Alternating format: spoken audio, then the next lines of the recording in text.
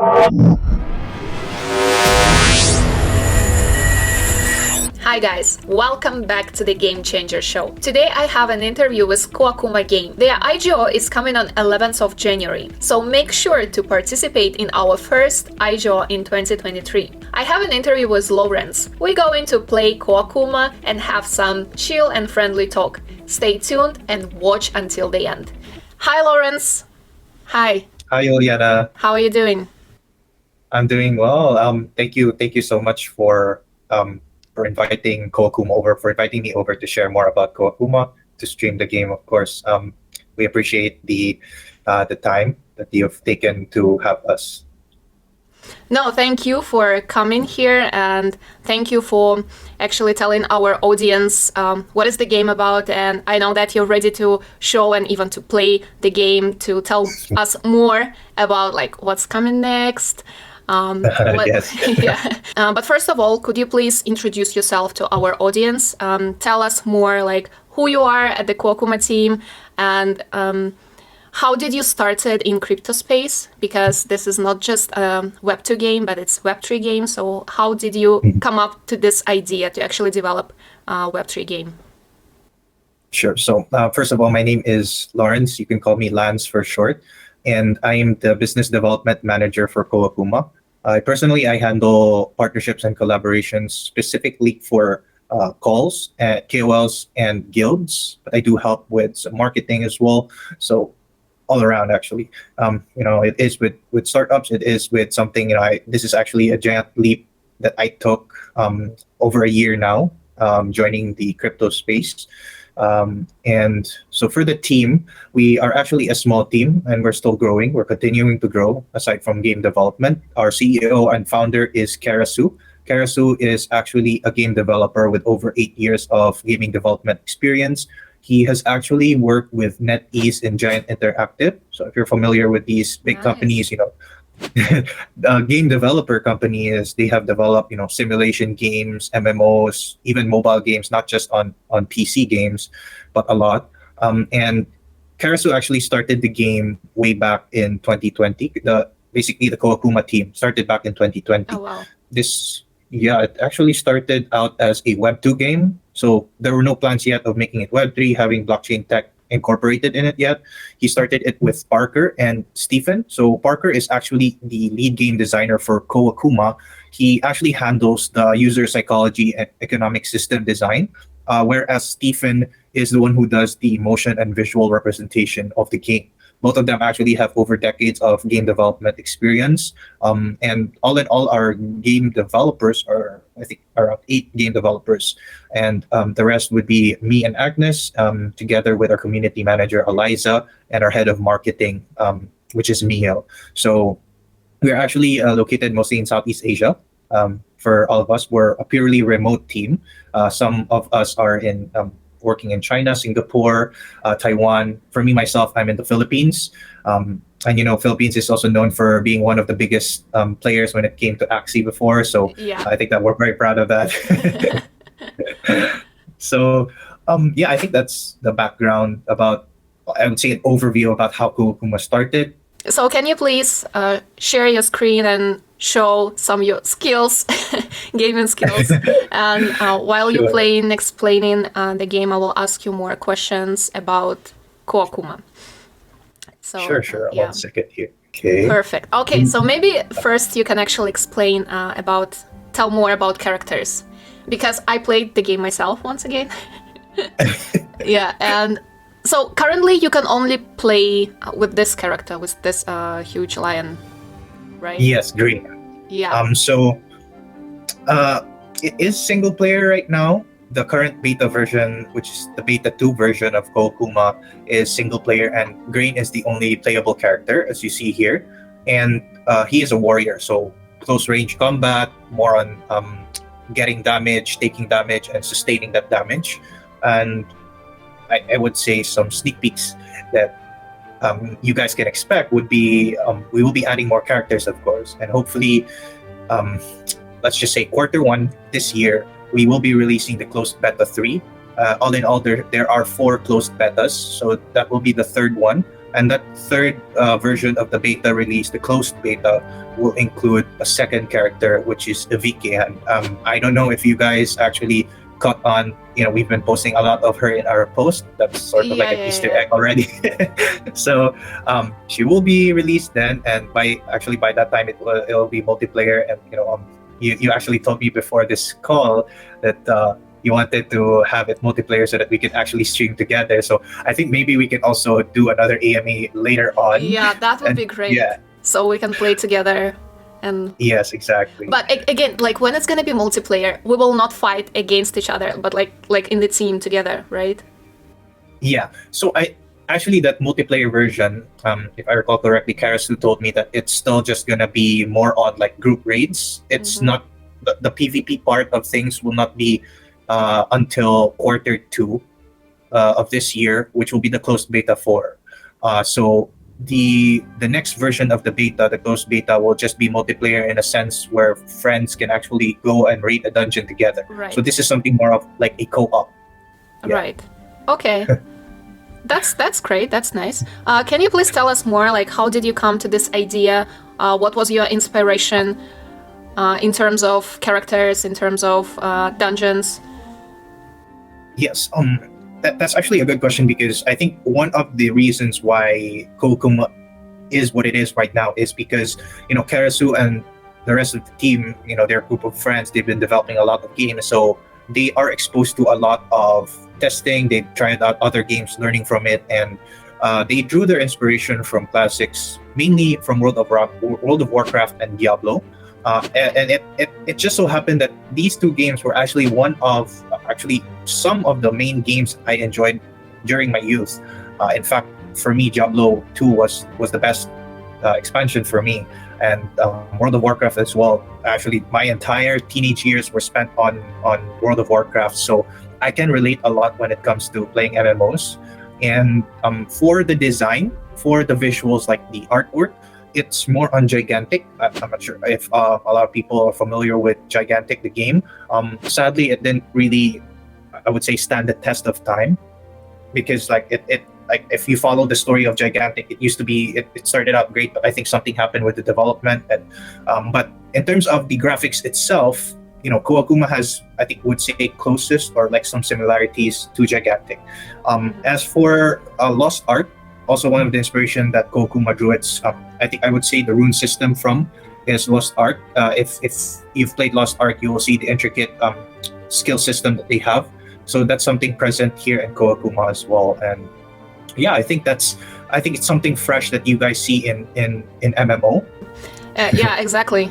Just keep going, keep building, especially at this time. And especially in terms of blockchain gaming, because we're still too early. We just have to keep building, and we just need this developers, this people from actual classic gaming industry. And that's why you guys here. And I hope, I know that you will bring some new beginning for blockchain gaming in this industry. Yeah. Lawerence, I can see that you are already level 23, right? Yeah. So what dungeon do you have? Because I'm still in the forest. I'm stuck in the forest because I cannot kill this huge tree. Oh, okay. Let me just check that and load it right now.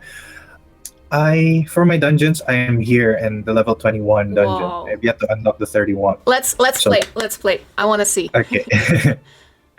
So I'm not the best, by the way. It's just that I've been repetitively doing the dungeons just to get better gear. But let me just show you my my gear. This is my gear right now. It's all epic. So as you can see, I'll just show you my bag. So this is what a regular armor would look like if you start out. It's just the green armor, and this is the rare armor which you will be getting mostly as you progress, trying to get better drops by killing monsters. And as you can see here, with this rare pants, there's you see dexterity, you see all resistance and HP. So there are 3 stats that are added, to the item. But let's compare it to this, wherein you get 3 stats there, but they're of course a much higher number. And in terms of the quality, it's much higher. And then the armor for the pants is significantly higher. almost double, actually double. Yeah. This is 6 and this is 13.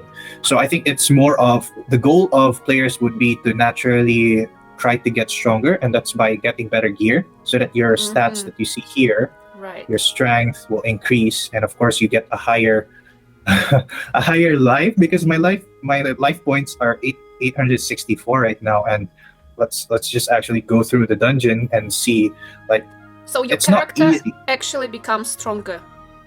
Yes. Okay. So like, yeah, there are some mobs there right now, right? And let's just see how much damage for the sake of testing, right? I'm just gonna get those mobs. See there, and they're dashing. So this is what I mentioned. As you progress, the mobs are gonna become harder because they start attacking you, right? Actually, these attacks can stun. So Oh wow. yeah, I'll say, and then I'm dead, right? So easily like that, I'm just dead. Huh. You think 800 HP is a lot, but if you're attacked, like they have like this, I don't know, it's like it stuns you for like a second, so you really need to like press space bar, which is like the dash. So you need to use that to dodge all the attacks if you're like in a situation like that, just to make sure you don't die, of course. So let's go back to my character there. And as you can see here, there are a lot of runes. This would be the next level of the rune that I'm aiming to get, because you start out with green, and as you progress, the next would be this, which is the rare, and this would be the legendary ones. So Okay, I have a question. So for example, you get in this gear while you're playing and killing bosses or whatever. Let's say, what if I want to just buy it?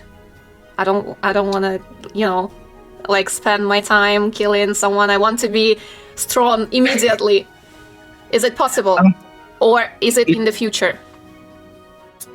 For now, I would say it is possible. I would have to check again with Carousel if we do have, because we did have an INO back in September, and during that INO we had equipment for sale during that INO. But the thing is, what we did with our INO, and we're planning a next one, for that next INO, our target would be to have the runes during that INO. So it's going to be by segments, because our NFTs rather are by batches. So we release everything, like first our equipment, next would be runes, then the next time it would be maybe pets, because we have Koakuma imps, which are like pets that players can breed.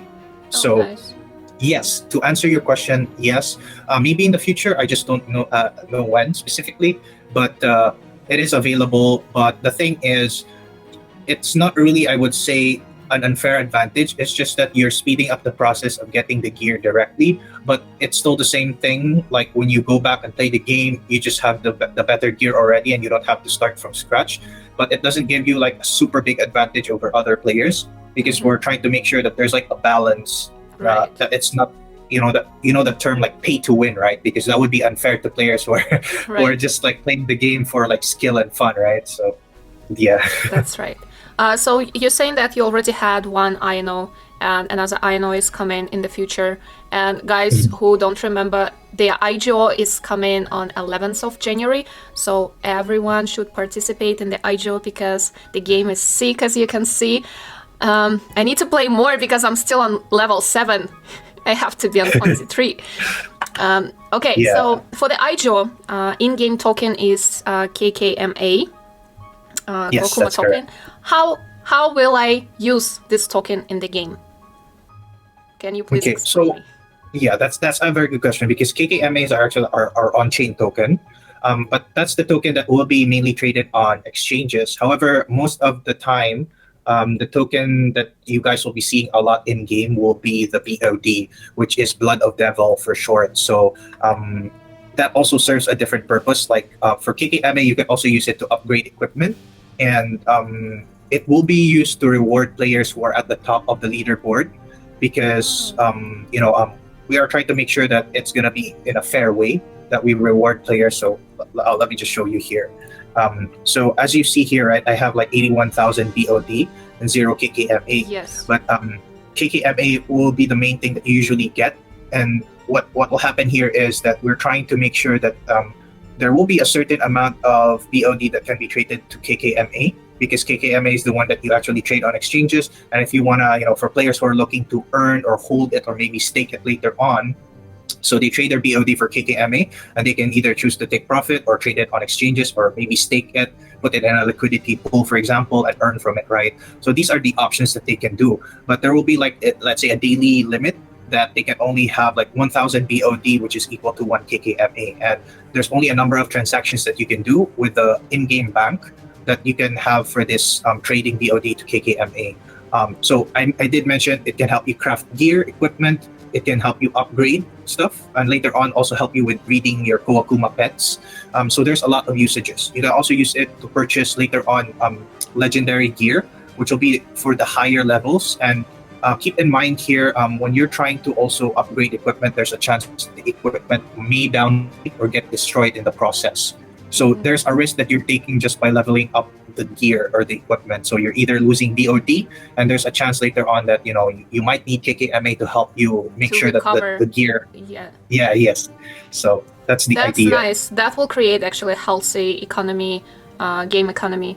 That's smart. So actually playing right now, I can already earn because I already have my BOD on my in my wallet while playing Koakuma. So when token KKMA release, I can actually swap my BOD to KKMA. That's right. Yeah, that's the general idea. But for now, the blockchain integration of the game is not yet present. So that's one of the things that we will be releasing hopefully on the closed beta 4.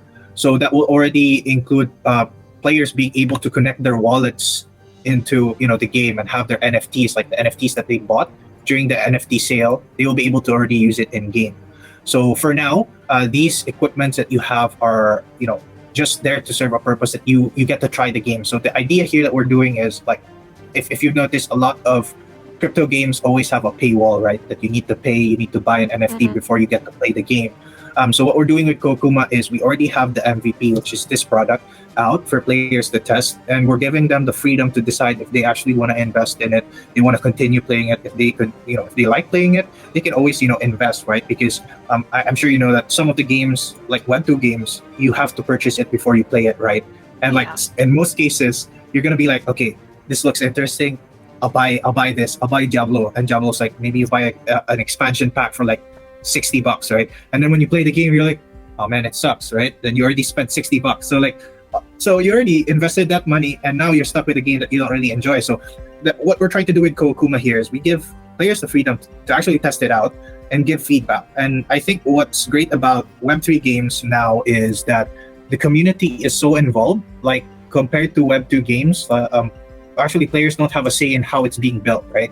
Like Blizzard, Riot, like Riot with League of Legends, for example, like they don't usually get like, okay, what if the community says we want this for a character, we want that for a character? The developers can't listen to what they say, right? Like they can't take into account because they usually listen to their boss, or they have this plan in the company that they have to follow. But with Web3, like what we're doing also is like we're even creating quizzes or events wherein we reward the community. Okay, we have this boss. Whoever gives the best name or idea for this specific boss will get this amount of rewards, or will get a whitelist spot, something like that. So I think that's also great that we're very inclusive when it comes to the community. Like we're trying to look for ways that they become engaging. So that's amazing. You're very close to community. You're listening about their needs and wants. That's cool. Okay, I have one more question. Why you guys decided to build on blockchain? Because that you're actually like gamers coming from Web 2. Why? What's the reason that you have decided to go to Web 3 space? I think so let's go back to when I mentioned, right, that Karasu and the rest of the team decided to incorporate blockchain, which initially the game actually started out as a Web 2 game, right? So it was a roguelike game before it was an MMO. So it's something similar to Hades. And what happened was during that time, back in 2020, Axie and all the other games were just getting started, and by 2021, like when the pandemic hit, everyone was just at home. So they needed to find ways to keep themselves sane or look for fun, right? Because they couldn't go out, So I think that's when gaming started to really boom, and not just like gaming in general, but like mobile games like I think that's also one of the reasons why we are looking to release also on mobile, because there is an increase with mobile games It's and like crazy, esports. especially in Yeah. Asia. Oh my god, like everyone in their phones playing games. Crazy in Southeast Asia.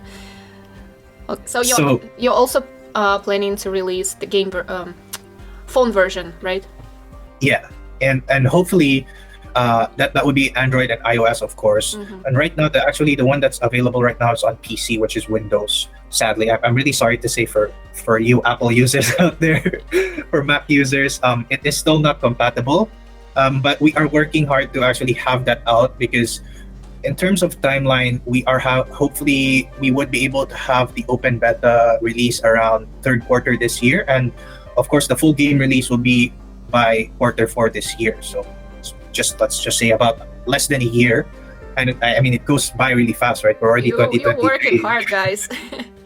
So many plans to And achieve. yeah, and after that, so once the full game is released for PC, the next year we are actually aiming to have the mobile version released within 2024. Yeah, so going back to your question, actually, the blockchain part was added there because Karasu and the team saw the potential of, blockchain tech within gaming, right? With Axie booming a lot, players now had a chance to actually own something. Like there's like a proof of ownership, right? And that's something that you can say, like even not just with gaming in general, but with art.